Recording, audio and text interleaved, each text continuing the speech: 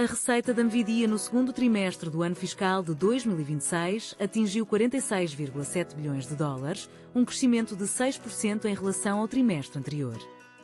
O principal motor desse crescimento foi o segmento de data center, que gerou 41,1 bilhões de dólares, repetindo o crescimento anual de 56%.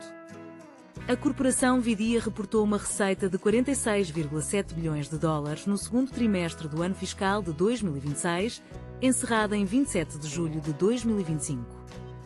Esse valor representa um aumento de 6% em relação ao trimestre anterior e de 56% na comparação anual. Especificamente, a empresa apresentou os seguintes resultados por setores.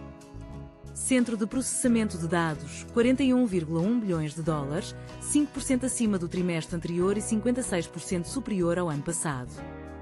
Negócio de games, 4,3 bilhões de dólares, crescimento de 14% frente ao trimestre anterior e 49% na comparação anual. Visualização profissional, 601 milhões de dólares, aumento de 18% sobre o trimestre anterior e 32% acima do ano anterior. Setor automotivo, 586 milhões de dólares, 3% superior ao trimestre anterior e 69% acima do ano passado. O relatório também menciona que, durante o segundo trimestre, a empresa não realizou vendas dos chips H20 para a China. No entanto, a NVIDIA conseguiu comercializar estoques previamente reservados de H20 no valor de aproximadamente 180 milhões de dólares fora do país. O volume total de vendas de H20 atingiu cerca de 650 milhões de dólares. No trimestre, o lucro por ação diluído pelos padrões GAAP e non-GAAP foi de $1,08 e $1,05, respectivamente.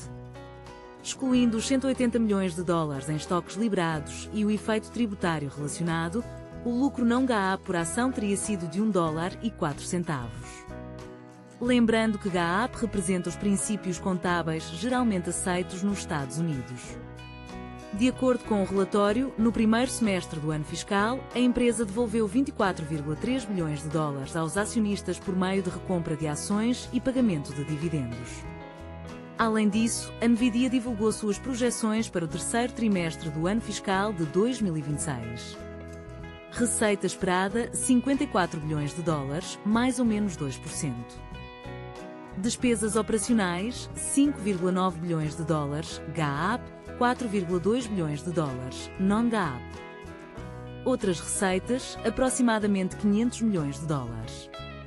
Carga tributária, 16,5%, mais ou menos 1%. Como contexto, a NVIDIA havia lançado anteriormente um computador para a nova geração de robôs.